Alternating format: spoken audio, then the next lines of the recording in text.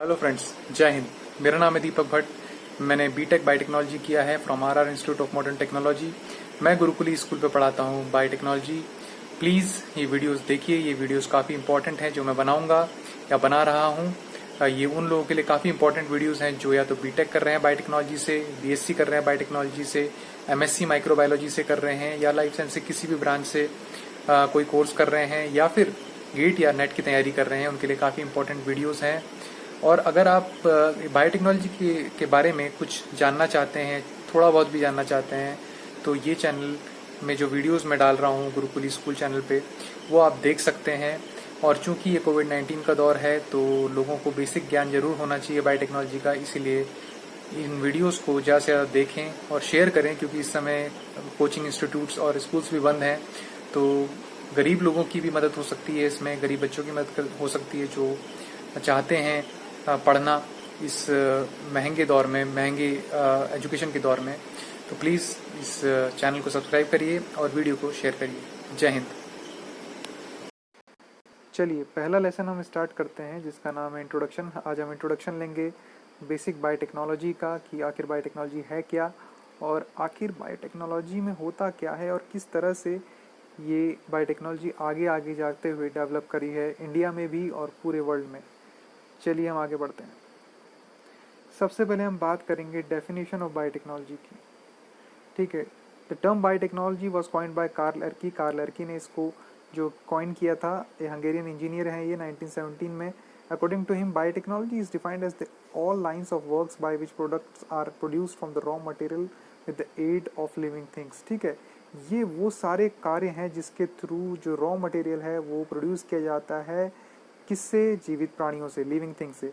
According to the European Federation of Biotechnology यानी कि EFB, biotechnology is defined as the integrated use of biochemistry, microbiology, engineering service sciences in order to achieve technological industrial application for the capabilities of microorganisms, culture, tissue, cells and part thereof।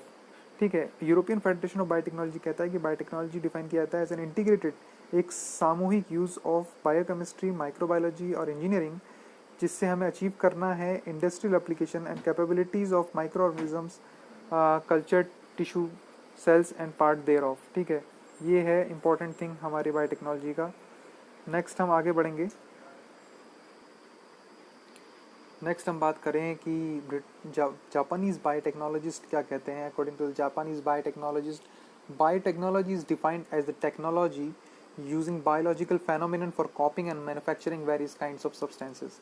ठीक है, Japanese biotechnologist के according एक technology है, biotechnology एक technology है using biological phenomenon. इसमें biological phenomenon use किया जाता है for copying and manufacturing various kind of useful substances. जितनी भी यूजफुल सब्सटेंसेज को मैन्युफैक्चर किया जाता है और कॉपी किया जाता है। According to British biotechnologist, biotechnology is defined as the application of biological organisms, systems और processes to manufacturing and services industries. तो ये सारी डेफिनेशंस हैं जो अलग अलग ऑर्गेनाइजेशंस ने दे रखी हैं। इस पे हमको नहीं जाना है, हमको मेन मुद्दे पे आना है जो कि हमारे एग्जाम पॉइंट ऑफ व्यू से और हमारे अंडरस्टैंडिंग के पॉइंट ऑफ व्यू से बहुत ही ज़्यादा इंपॉर्टेंट है। तो चलिए बिना किसी देरी के आगे हम बढ़ते हैं। ठीक है, तो सबसे ज़्यादा इंपॉर्टेंट जो यहाँ पे डेफिनेशन है वो है एक EFP की, जो हमने पहले देखी थी, और उसके बाद IUPAC। ये बहुत ही इंपॉर्टेंट ऑर्गेनाइजेशन है जिसे कहते हैं International Union of Pure and Applied Chemistry. ये बहुत आता है एग्जाम्स में। Biotechnology is defined as the application of biochemistry, biology, microbiology and chemical engineering to industrial process and products and on environment. ये वही डेफिनेशन है जो पहले EFB ने भी दी थी, तो इसमें कोई चेंज नहीं नजर आता मेरे को। चलिए नेक्स्ट हम आगे बढ़ते हैं। स्मिथ साहब क्या बोलते हैं? Biotechnology defined as the formation of new combinations of heritable materials by the insertion of nucleic acid molecules produced by whatever means outside the cell into any virus, bacterial plasmid or any other vector system so as to allow their incorporation into host organism in which they do not naturally occur but in which they are capable। कहना ये चाहते हैं the formation of new combinations, हम एक नया combination बना रहे हैं, ठीक है, ऑफ हेरिटेबल मटेरियल, और वो भी ऐसे मटेरियल जो कि एक जनरेशन से दूसरी जनरेशन में जाए, यानी कि फादर मदर से उनके प्रोजेनी यानी कि चिल्ड्रन में जाए, वो कॉम्बिनेशन हम बनाना चाहते हैं by the insertion of nucleic acid molecules. Nucleic acid molecules, अच्छा, ट्रांसफर जो होता है वो न्यूक्लिक एसिड होता है। दो तरह के न्यूक्लिक एसिड हैं, DNA और RNA। यही in the form of chemical एक केमिकल ही है, वो in the form of chemical जाता है या कंपाउंड जाता है अपने फादर मदर से प्रोजेनी में, ठीक है, and whatever means outside the cell, किसी भी जरिए से, चाहे आप आर्टिफिशियल तरीके से डाल रहे हैं या नेचुरल तरीके से, इनटू एनी वायरस। हम स्टार्ट करेंगे ना सिर्फ इंसान से, वायरस में भी बैक्टीरियल प्लाज्मिड के द्वारा, वेक्टर के द्वारा, to allow their incorporation into host organism. उसको हम होस्ट ऑर्गेनिज्म में डाल रहे हैं in which they do not naturally occur but in which they are capable of continue propagation, जिसमें वो प्रोलिफरेट हो जाएं और अपना एक्सप्रेशन करें एज अ प्रोटीन, ठीक है। चलिए हम आगे बढ़ते हैं। ये जो पॉइंट्स रिमेंबर हैं, ये जो आपके पॉइंट्स आ रहे हैं, ये इतने इंपॉर्टेंट नहीं है, ये उसी चीज़ को रिवाइज कराएंगे जो हम पढ़ चुके हैं, इसलिए हम आगे बढ़ते हैं। ओल्ड एंड न्यू बायोटेक्नोलॉजी के बारे में, the processes that involve the use of natural ability of microorganism, for example. अब ओल्ड बायोटेक्नोलॉजी क्या है?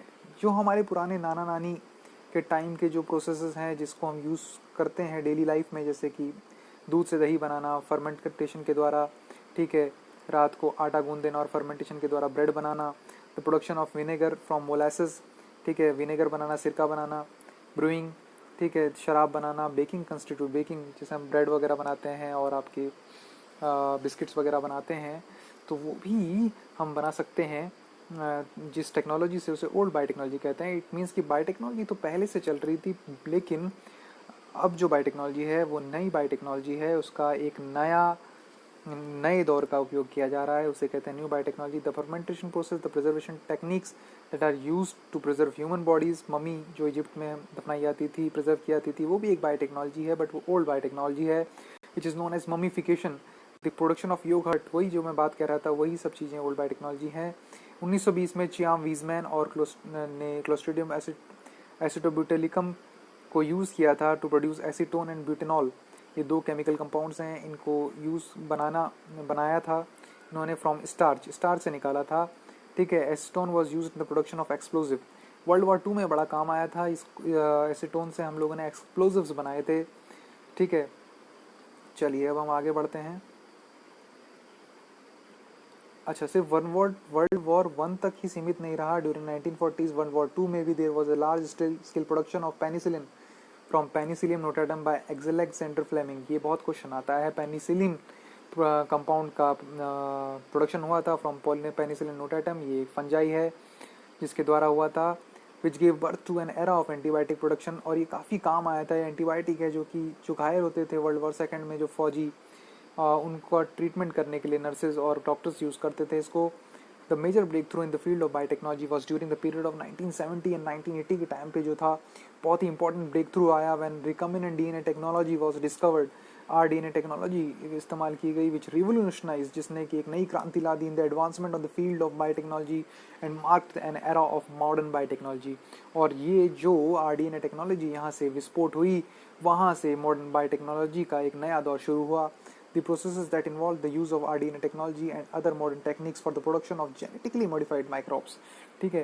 यहाँ पे GMOs का प्रयोग किया गया, GMOs बनाए गए, जेनेटिकली मॉडिफाइड ऑर्गेनिज्म बनाए गए, जैसे माइक्रोब्स हों या प्लांट्स हों या एनिमल्स हों, वो बनाए गए, और जिससे कि जो कि वैल्यूएबल हैं एक नॉर्मल प्लांट से, एक नॉर्मल ऑर्गेनिज्म से वैल्यूएबल हैं जेनेटिकली मॉडिफाइड ऑर्गेनिजम्स, ठीक है। The production of insulin from E coli, हमने इंसुलिन भी तक प्रोड्यूस कर दिया, जो हमारे बॉडी में ग्लूकोज का जो कंसंट्रेशन है उसको रेगुलेट करने का काम करता है, उसको हमने एक माइक्रोब्स इकोलाई से प्रोड्यूस करवा दिया, जो कि बहुत महंगा बिकता था मार्केट में, किसी की बॉडी से लिया जाता था, वो अब एक माइक्रोब से प्रोड्यूस हो रहा है, जिसने न्यू बायोटेक्नोलॉजी का एक नया दौर प्रारंभ कर दिया।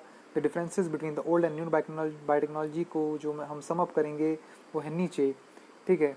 वो है ऐसे कि old biotechnology, the process that involves the use of natural ability, वो प्रोसेस जिसमें किसी भी माइक्रो ऑर्गेनिजम्स की, किसी भी छोटे जीवाश्म की, छोटे जीवाणु की जो नेचुरल क्षमता है उसको यूज किया जाता है किसी उपयोगी कार्य में, उससे कहते हैं ओल्ड बायोटेक्नोलॉजी। वहीं न्यू बायोटेक्नोलॉजी की बात करें तो वो प्रोसेस जिसमें आरडीएनए टेक्नोलॉजी का यूज़ किया जाता है, जो हम आगे फर्दर चैप्टर्स में पढ़ेंगे, and other modern techniques constitute new biotechnology. The techniques followed under the old biotechnology are simple. इसमें जो भी टेक्निक्स फॉलो होती हैं, जैसे दही बनाना, विनेगर बनाना, ये काफ़ी सिंपल होती हैं। हालांकि जो नए बायोटेक्नोलॉजी में है उसमें नई नई मशीनों का उपयोग हो रहा है, तो वो सोफिस्टिकेटेड हैं, थोड़ी सी जटिल हैं, ठीक है। फर्मेंटेशन प्रोसेस की हम बात करें, the production of yoghurt and cheese from milk, brewing, ये सब इसके एग्जाम्पल हैं, इसकी बात हम पहले कर चुके हैं। और यहाँ पे हमने इसका भी एग्जाम्पल लिया था इंसुलिन प्रोड्यूस करना, तो ये कोई नई बात नहीं है, हम पहले भी पढ़ चुके हैं। चलिए आगे बढ़ते हैं। अब हम बात करेंगे जल्दी से स्कोप ऑफ बायोटेक्नोलॉजी का। क्या स्कोप है दोस्तों?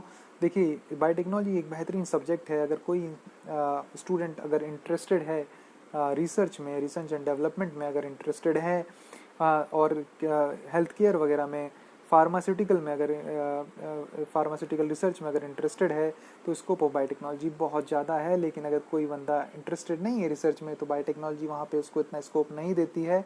फिर भी वो एज ए कंज्यूमर उसको यूज़ कर सकता है। Biotechnology is the field of science that uses biological entities for the production of useful products for the welfare of human beings. ठीक है, वही मैं बात कर रहा था कि वेलफेयर ऑफ ह्यूमन बींग्स में बायोटेक्नोलॉजी का काफ़ी स्कोप है। इन्वायरमेंट का भी जो रेगुलेशन है और इम्प्रूवमेंट है, वो भी बायोटेक्नोलॉजी का एक बहुत ही महत्वपूर्ण काम है।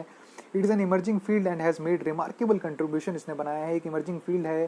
प्रोटीन इंजीनियरिंग की बात करें, चाहे जीन टेक्नोलॉजी की बात करें, मेडिसिन के फील्ड में बात करें, मोनोक्लोनल एंटीबॉडीज़ भी काफ़ी इंपॉर्टेंट चीज़ है। ये एक ऐसी एंटीबॉडी है जो एक पर्टिकुलर एंटीजन के विरुद्ध काम करती है। तो मोनोक्लोनल इसे कहते हैं, स्पेसिफिक होती है, काफ़ी एंटीजन स्पेसिफिक होती है, इसीलिए ये काफ़ी इंपॉर्टेंट एंटीबॉडी है। और जिसको प्रोड्यूस किया था हाइब्रिडोमा टेक्नोलॉजी, इसको हम इम्यूनोलॉजी में इसकी बात करेंगे। Metabolic engineering, plants, animals, industry, environment, इन सब में काम आता है। प्रोटीन इंजीनियरिंग की हम बात करें, प्रोटीन इंजीनियरिंग इन्वॉल्व्स करती क्रिएशन ऑफ सुपीरियर एंजाइम्स। देखिए, ये सारे एंजाइम्स जो हमारी बॉडी में है, वो सारे के सारे प्रोटीन्स हैं, उसका जो क्रिएशन है हम आर्टिफिशियली कर सकते हैं, उसे कहते हैं protein engineering. And the storage protein with the increased efficiency, storage protein भी हम बना सकते हैं जो कि इंक्रीज्ड एफिशिएंसी के होंगे with the use of immobilised enzyme systems, high fructose corn syrup. ये एक एग्जांपल है कि इमोबिलाइज्ड एंजाइम सिस्टम के थ्रू हम लोगों ने हाई फ्रक्टोज कॉर्न सिरप बनाया है, जो कि आर्टिफिशियल स्वीटनिंग एजेंट का काम करता है सॉफ्ट ड्रिंक में। देखिए, आजकल लोग बाग बड़े कॉन्शियस हो रहे हैं, वो डायबिटीज़ ना हो इस चक्कर में स्टार्टिंग से, बहुत कम उम्र से ही जो है नए ऐसे ऐसे प्रोडक्ट्स लेने की कोशिश कर रहे हैं जिसमें शुगर कंटेंट जो है वो काफ़ी लो हो। और उसके लिए सबसे बड़ी ख़राब चीज़ जो मानी जाती है वो चीनी मानी जाती है। चीनी के जो क्यूब्स हैं वो काफ़ी ख़तरनाक माने जाते हैं और उससे शुगर होने का खतरा काफ़ी रहता है। इसलिए ऐसी चीज़ लोग बाग प्रेफर कर रहे हैं जो नेचुरल हो और नेचुरल तरीके से निकाली गई हो और शुगर फ्री हो। तो वो हाई फ्रक्टोज कॉर्न सिरप उसका एक रिप्लेसमेंट है, उसका एक जरिया है जो आपको एक आर्टिफिशियल स्वीटनिंग एजेंट देगा। ठीक है, केमिकल फ्री भी है ये, तो वही चीज़ हम बात कर रहे हैं। नेक्स्ट हम बात करेंगे जीन टेक्नोलॉजी में भी बड़ा इस्तेमाल है। Large varieties of products produce किए जा रहे हैं इलेक्ट्रोफोरेसिस टेक्नोलॉजी के द्वारा, सीक्वेंसिंग टेक्निक्स के द्वारा, पीसीआर टेक्निक, जिसकी हम आगे बात करेंगे। जो हमारा टॉपिक है, जिसमें हम जितने प्रोसेसेस हैं, जितने भी टेक्निक्स हैं, उसके बारे में पढ़ेंगे। मेडिसिन में इंसुलिन प्रोडक्शन हो रहा है, आरडीएनए वैक्सीन्स बनाई जा रही हैं बड़ी स्पेसिफिक। जीन थेरेपी, अभी कोविड-19 के टाइम पे जो है प्लाज्मा थेरेपी भी हुई थी, हमने देखा था।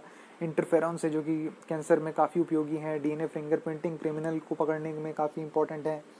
ठीक है, मोनोक्लोनल एंटीबॉडीज़ की हमने अभी बात की, इसको हम छोड़ देते हैं। मेटाबॉलिक इंजीनियरिंग काफ़ी इंपॉर्टेंट है। शिकोनिन एक anti microbial and red coloured pigment है जो कि यूज़ किया जाता है डाइंग एजेंट, सिल्क्स को डाई करने में, और लिपस्टिक्स बनाने में भी काफ़ी काम आता है ये रेड कलर की लिपस्टिक्स बनाने में।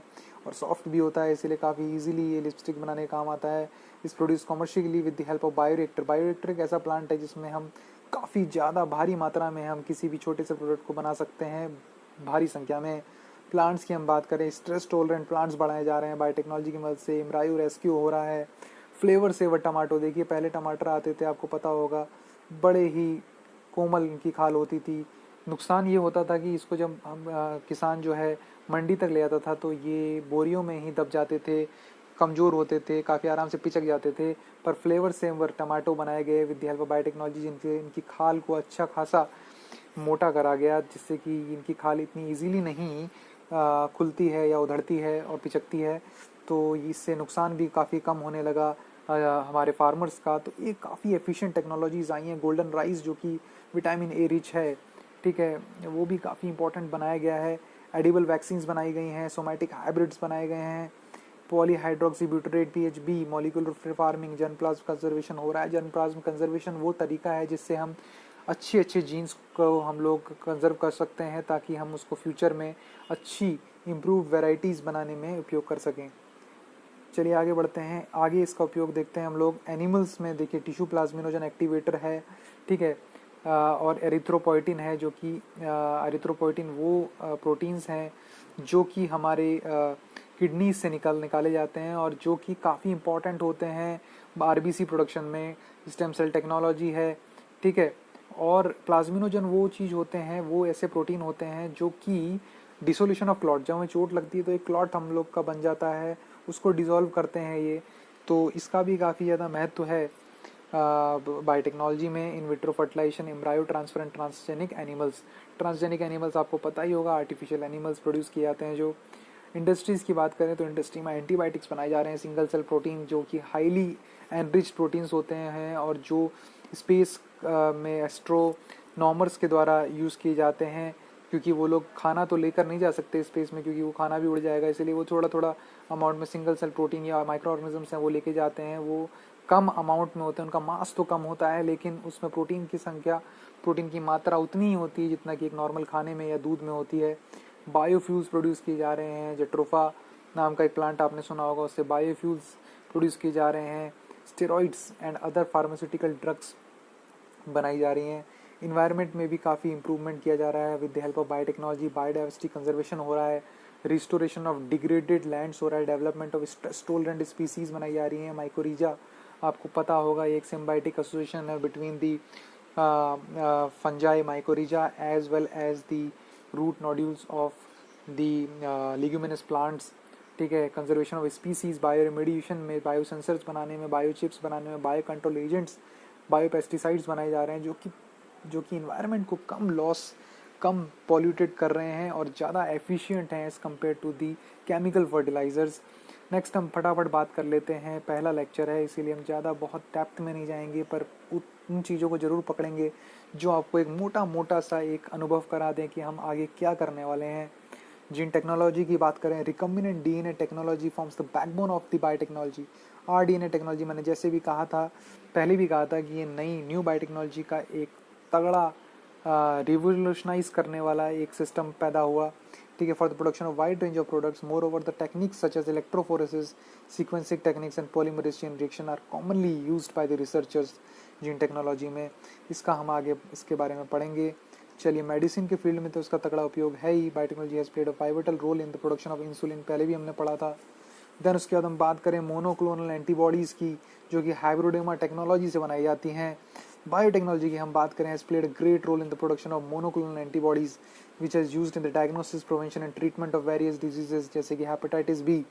Another important discovery is the production of immunotoxins हमने बनाए हैं। इम्यूनोटॉक्सिन्स किसके लिए काम होते हैं? ये कैंसर्स को, ट्यूमर सेल्स को किल करने के लिए उपयोग में लाए जाते हैं, क्योंकि इम्यूनोटॉक्सिन्स इनका नाम है, यानी कि इम्यूनिटी को ये किल करते हैं। क्योंकि देखिए क्या है कि कैंसर से अगर आपको बचना है तो इम्यूनिटी को पहले मारना होगा, क्योंकि जो उसके सेल्स हैं वो हमारे जो एंटीजेंस हम लोग जो दे रहे हैं, जो दवा दे रहे हैं, उसको नेग्लेक्ट करते हैं। इसलिए जो इम्यूनिटी को जो चीरते हुए जो मॉलिक्यूल्स जाएंगे और अटैक करें कैंसर सेल्स को, वैसे मॉलिक्यूल्स जो हैं इम्यूनोटॉक्सिन्स कहलाते हैं, वैसे प्रोटीन्स इम्यूनोटॉक्सिन्स कहलाते हैं, ठीक है, which helps the transfer of specific drugs for killing the tumour cells and desired target site.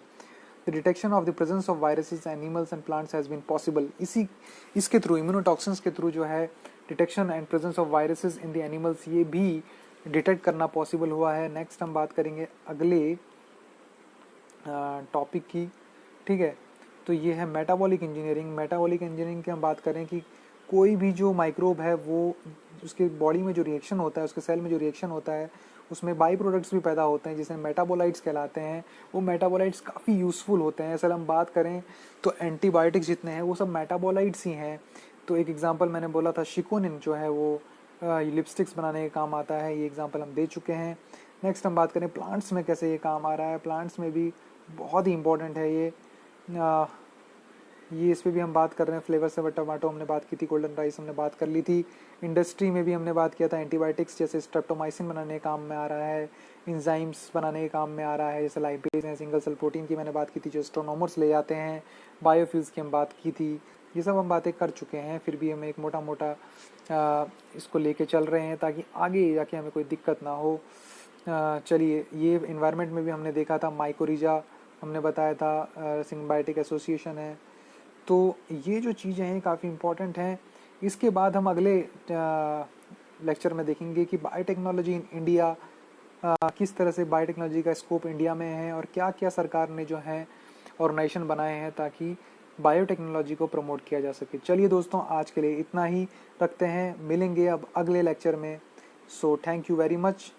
आप प्लीज़, कोई डाउट होता है तो कमेंट सेक्शन में जाएं, कमेंट करें, इस वीडियो को शेयर करें ताकि ज़रूरतमंदों को इसका उपयोग करने का में आसानी हो। इसको ज़्यादा से ज़्यादा शेयर करें, ज़्यादा से ज़्यादा लाइक करें और हमको भी सपोर्ट करें लाइक के द्वारा, सब्सक्राइब के द्वारा। Thank you and have a nice day my dear friends.